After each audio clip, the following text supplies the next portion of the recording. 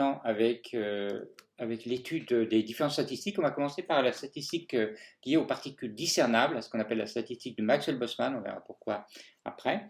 Donc, je vais, en fait, ce que je dois faire pour calculer les fonctions thermodynamiques à partir de la physique statistique, je dois trouver premièrement le W, la probabilité thermodynamique. C'est vraiment la variable importante. Trouver la probabilité thermodynamique, c'est trouver l'entropie. Et donc, une fois qu'on a l'entropie, après, on peut, comme on l'a vu tout à l'heure, on peut déterminer toutes les fonctions thermodynamiques en dérivant l'entropie par rapport à différentes variables. Donc voilà, il faut qu'on trouve W de Ni. Alors, je prends une substance avec n particules qui sont dans une boîte, comme indiqué ici. Et donc, on a ces n particules, il faut qu'on les divise, si on veut, en un certain nombre de boîtes, un certain nombre de boîtes qui ont avec ni particules à l'intérieur, puisqu'on doit déterminer le W de N1, N2, Ni. Et bien évidemment, il va falloir trouver ça en fonction des boîtes. Donc ce qui va se passer, c'est concrètement, on va répartir ces particules dans des boîtes où on a N1 particules d'énergie epsilon 1, N2 particules d'énergie epsilon 2, etc. Ni particules d'énergie epsilon i. Alors, combien on a de possibilités, finalement, de faire ça? Eh bien, premièrement, parmi toutes ces particules, il va falloir en prendre N1 parmi N, d'accord? Et on a une certaine manière d'en prendre N1 parmi N. C'est tout simplement C, N, N1, le nombre de combinaisons de N1 particules par rapport à N.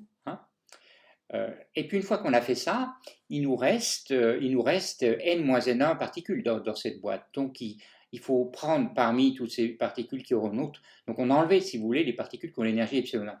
Il nous reste toutes les particules qui n'ont pas l'énergie epsilon 1.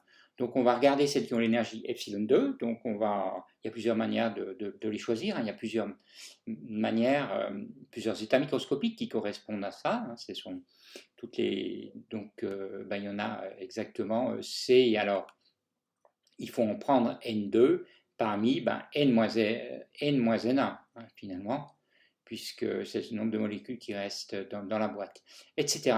Et ici, on va avoir un C, on va prendre Ni particules, facteur de N moins N1, moins N2, etc., moins N de I-1, etc., jusqu'au bout. Voilà, donc ça, c'est déjà ce qu'on va appeler le W0, la manière de ranger ces particules dans différentes boîtes. Et dans chaque boîte, on a un nombre fixé, N1, N2, de molécules.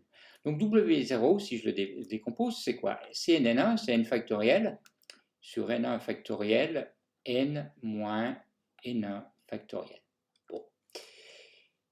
Ensuite, Cn-1, Cn2, Cn-1, Cn-N1, N2, c'est N-N1 factoriel sur N2 factoriel, N moins, alors, c'est N moins N1 moins N2. Et l'ensemble est factoriel, etc. D'accord? Jusque au dernier facteur où on avait, alors je n'ai pas, j'ai pas fixé de nombre de boîtes. On va dire que la dernière boîte, c'est par exemple, on va dire qu'il y a R boîte, il y a NR, et on finit avec un, alors ça fait combien? Ça nous fait, on en prend NR parmi ce qui reste, c'est-à-dire, alors on en avait N, on en a enlevé N1, N2, etc., jusqu'à moins N, R-1. Donc factoriel. Et puis là, on a N moins N1, moins N, R-1. Et il ne faut pas qu'on oublie, puisqu'on a NR, on a un moins NR ici. R factoriel. Voilà. Ça, c'est un R-1 malgré les apparences. Voilà. Donc, finalement, ce W0, il vaut, alors vous voyez, ça simplifie, ce N-1 simplifie avec celui-là, etc. Celui-là va se simplifier, avec celui d'avant, et celui-là va simplifier avec celui-là. Donc il nous reste finalement n factoriel sur, on avait un n1 factoriel, et puis on a alors il nous reste quoi? Celui-là a été supprimé, on a un nr factoriel ici. Puis si on regarde bien ce nombre, n moins n1 moins r-1 moins nr, finalement n c'est n1 plus n2 jusqu'à nr, donc en fait ça fait 0. 0 factoriel ça fait 1. Donc on a cette quantité-là, d'accord? Et on a donc, alors j'ai oublié tout de même, j'ai fait une petite bêtise, je vais compléter mon produit. Ici j'ai simplifié, mais là on avait le n1, je l'ai mis. Mais là ce n2 là, il ne faut pas l'annuler, hein. Je simplifie comme ça, il me reste un n2 factoriel ici, et là il restait un nr factoriel, celui-là je l'ai mis, il y avait un n3 factoriel, etc. D'accord? Donc en fait on a un n factoriel sur le pi de i égale 1 à r d ni factoriel. Alors il y a plusieurs manières de faire le calcul. Je l'ai fait comme ça, mais bon, vous raisonnez comme vous voulez. Voilà. Donc là on a fait le choix on a déjà classé, si vous voulez, les particules dans les différentes boîtes en réalité. Hein. Par contre, ce qu'on n'a pas encore fait maintenant, c'est que quand on a fait ça, on n'a pas complètement compté tous les états. Parce qu'en réalité, dans chaque boîte, N1, qui correspond à l'énergie epsilon 1, il y a plusieurs états possibles. On a dit qu'on avait regroupé c'est un grand nombre d'états très très proches par, on va dire, une boîte avec plein d'états. Donc il y a une dégénérescence, hein, ça correspond à au G de R et de P qu'on avait vu, au nombre d'états microscopiques, à la densité d'états microscopiques dans l'espace des phases. Donc il ne faut pas qu'on oublie aussi de faire ce calcul. Donc finalement, donc je vais continuer le calcul, je vais venir là. Mon W, ce qui m'intéresse, c'est le W total, hein, du N1 jusqu'à NR. C'est déjà effectivement la probabilité d'avoir rangé ces particules dans les boîtes. Et puis après il ne faut pas oublier de compter toutes les possibilités qu'ont les N1 molécules dans la boîte N1. Elles ont plusieurs manières de s'arranger également. Alors si je reprends le petit diagramme d'énergie que j'avais fait, il n'est pas très élégant, mais on va faire ce qu'on peut. Voilà, je vais mettre le epsilonné ici. Vous vous rappelez qu'on avait plein de niveaux ici, et ça, on avait dit que c'est une boîte. Donc finalement, dans cette gamme d'énergie delta epsilon, on a un certain nombre d'états qui sont G de R et de P si on a une variable continue, mais on va les appeler GI, qui correspondent, c'est la dégénérescence, hein, c'est le nombre d'états microscopiques possibles.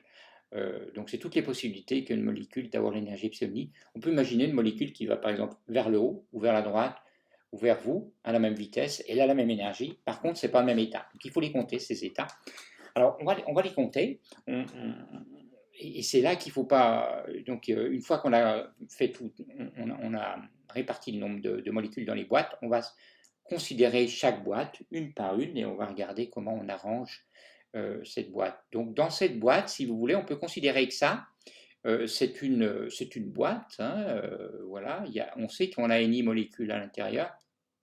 Et puis, je vais le simplifier un petit peu en l'écrivant comme ça. Dans cette boîte, je vais mettre des cases, d'accord? Bon, c'est pas super propre, mais bon, voilà. Et j'ai GI case, d'accord? Donc je prends la première molécule, je la mets là. Je vais faire un jeu de morpion, hein. Voilà, donc je la mets là. Alors la première molécule est la GI possibilité, hein, elle a GI possibilité dans la première case.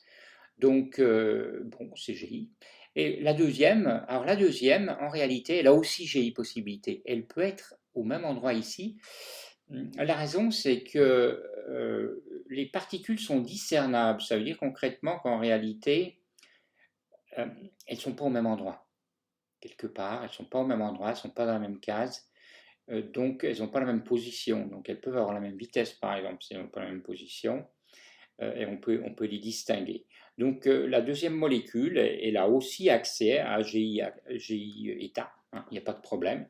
La troisième, elle a également accès à GI état. Donc, on peut tout à fait avoir ici, donc j'ai GI possibilité pour la première boîte, pour la première molécule, mais j'en ai aussi GI pour la deuxième, elle peut être n'importe où.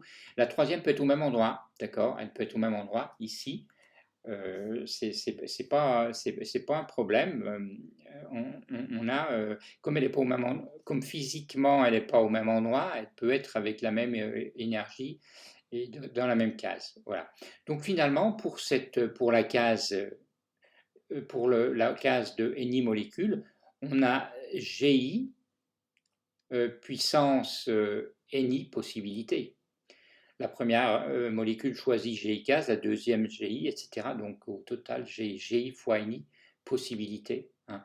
Et une des possibilités, c'est que toutes les molécules soient avec le même, dans le même état. Il n'y a pas spécialement de problème. Imaginez une substance magnétique, par exemple, où on regarde le spin. Bon ben voilà, c'est tout à fait possible que toutes les molécules elles-mêmes spinent vers le haut, elles sont pas au même endroit. Donc chacune a le choix de effectivement choisir deux spins et si vous en avez n, vous avez GI puissance, vous avez 2 puissance n possibilités. Donc ça c'est pour la quasi. Mais évidemment, à chaque fois qu'on a fait ce choix, pour chaque état microscopique, l'autre boîte à côté, qui a un autre nombre de molécules, ben, elle aussi, elle a accès à ces G cases. Alors elle, ça va être G1, G2, etc. Hein. Et donc finalement, on a un pi ici de I égale à AR, TGI puissance NI. Voilà. Et ça, c'est le nombre total d'états microscopiques qui correspond à W1, W2, WN, N1, N2 jusqu'à NR pour des particules discernables. Donc on a maintenant le W, donc on va pouvoir calculer l'entropie notamment, puisqu'on connaît, ce facteur. Donc je vais juste réécrire le résultat final. Donc le W de N1, N2 jusqu'à NR, pour des molécules discernables, des particules discernables, eh bien c'est, alors le W0 on l'avait calculé, il est encore là, donc c'est un n factoriel, je vais le mettre devant, et puis vous voyez qu'il y a un pi ici, TGI puissance ni, et là aussi il y a un pi, donc en fait on peut tout mettre, c'est des produits hein, ou des quotients, pareil, on peut tout mettre dans le même facteur si vous voulez, et donc on a un GI puissance ni sur Ni factoriel. Voilà. Donc G1 puissance N1 sur N1 factoriel fois G2 puissance N2 sur etc. Voilà, ça c'est le nombre d'états microscopiques du système de particules discernables.